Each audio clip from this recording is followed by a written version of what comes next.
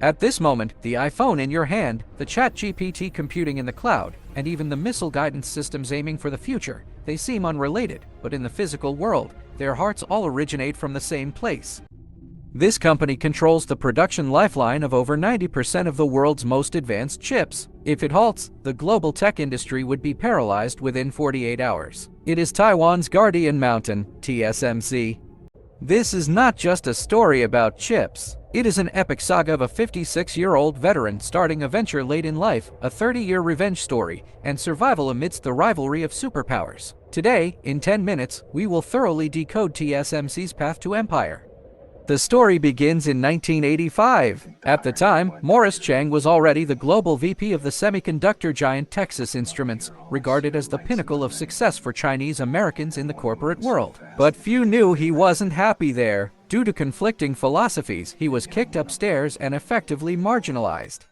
Just as he thought his career would end in obscurity, a transoceanic phone call from Taiwan changed history. On the other end was KT Lee, the godfather of Taiwan's technology. He invited Morris Chang to return to Taiwan to serve as the president of the Industrial Technology Research Institute, ITRI. That year, Chang was 54.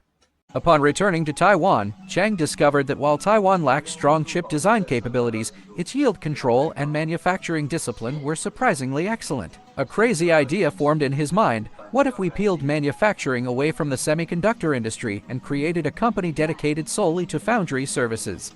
In 1987, this was pure fantasy. The semiconductor world was ruled by giants like Intel, Motorola, and NEC. They followed the IDMEM model, handling design, manufacturing, and packaging in-house. In their eyes, only incompetent failures would work as contractors for others. Morris Chang sought investment everywhere but repeatedly hit walls. Intel rejected him. Motorola rejected him. Finally, with strong backing from the Taiwan government and Philips reluctantly agreeing to a joint venture to offload old equipment, TSMC was founded amidst ridicule. This was the humble beginning of a behemoth whose market cap would later breach $800 billion. TSMC's foundry business model was essentially a disruptive dimensional strike to the industry. Morris Chang made that famous promise to his customers: TSMC never competes with its customers. This phrase became the soul of TSMC. Imagine if you were NVIDIA's Jensen Huang or Qualcomm back in the day. You were full of genius design ideas but didn't have billions of dollars to build a factory. TSMC's emergence was like providing a professional kitchen for these top chefs. You just design the menu, and I'll ensure the dish is cooked to perfection. But this path was fraught with thorns. In the early 90s, TSMC's technology lagged far behind the world's best. To close the gap, TSMC established an incredibly fierce corporate culture, the Nightingale Program. Through a 3-shift rotation, R&D continued 24 hours a day without pause. While engineers abroad were sleeping, TSMC's factories remained brightly lit. Time moves to 2005. At 74, Morris Chang announced his retirement for the first time, handing the baton to Rick Tsai. However, this nearly became TSMC's Waterloo. When the 2008 financial tsunami hit and global demand plummeted, TSMC even resorted to layoffs to save costs, sparking employee protests. Even worse, TSMC encountered serious yield issues with the 40-nanometer process. Amidst internal trouble and external threats, in 2009, the 78-year-old Morris Chang made a shocking return as CEO. His first move was not to cut costs. While the rest of the world was laying off staff and shrinking, he doubled his capital expenditure.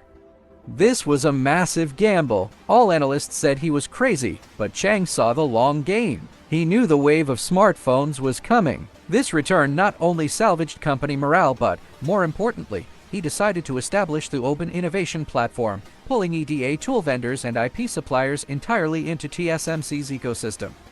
However, just as TSMC was preparing to take off, the most famous defector incident in semiconductor history occurred. TSMC's former R&D ace, Liang Mong-song, disgruntled over internal promotions, resigned in anger and eventually joined the arch-rival, Samsung Electronics.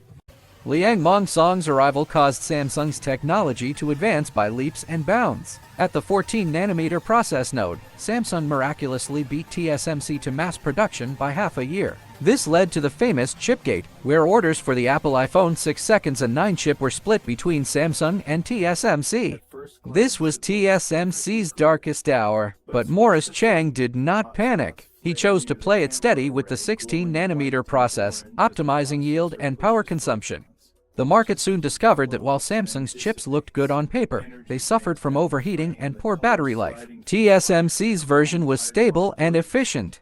The outcome of this battle was decisive. Starting with the iPhone 7, Apple realized that only TSMC could meet their pursuit of extreme performance. From then on, Apple gave all A-series chip orders exclusively to TSMC. This not only brought massive profits but also forced TSMC's technology to evolve annually alongside Apple. Next, we need to talk about the real trump card, EUV extreme ultraviolet lithography. This is the most precise machine ever built by humans, costing over $150 million each. In the mid-2010s, ASML encountered bottlenecks in developing EUV and was on the brink of collapse. The reigning hegemon, Intel, hesitated. They believed EUV technology was too immature and chose to continue squeezing the potential out of older technologies. But TSMC chose to believe. Morris Chang heavily supported ASML, even sending engineers to the Netherlands to assist in R&D. This bet revealed its winning hand in the 7-nanometer generation.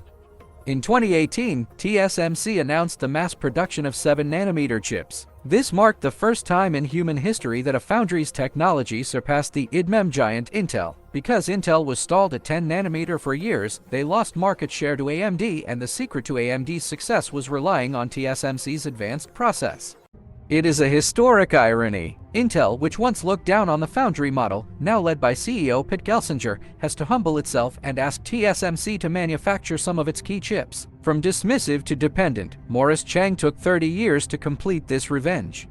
As we enter the 2020s, a new protagonist has arrived: artificial intelligence. Why is NVIDIA's H100 chip so powerful? Besides the 4-nanometer process, the key lies in TSMC's exclusive secret weapon, CoWoS advanced packaging technology. As early as a decade ago, when Moore's Law began to slow, a senior VP at TSMC, Douglas Yu, proposed that since it was hard to make chips smaller, why not stack them? At the time, no one was interested because it was too expensive. But TSMC persisted, and today, it has become the admission ticket to the AI era. Without CoWoS, there is no current AI revolution. However, a tall tree catches the wind. TSMC's monopoly status has swept it into an unprecedented geopolitical storm. In the US-China tech war, TSMC became a strategic battleground. The US required TSMC to cut off supply to Huawei, costing TSMC what was once its second-largest customer. An even sterner challenge comes from deglobalization. The US, Europe, and Japan have all realized that putting all their eggs in one basket is too dangerous. TSMC was forced to embark on an age of exploration, setting up plants in Arizona, USA, Kumamoto, Japan, and even far away in Germany. This path of globalization has been exceptionally difficult. In the US, TSMC's proud engineer culture suffered a massive culture clash. American workers couldn't adapt to the high-pressure shift system, union conflicts were frequent, and costs skyrocketed. Morris Chang once bluntly stated, "The cost of manufacturing chips in the US will be frighteningly high."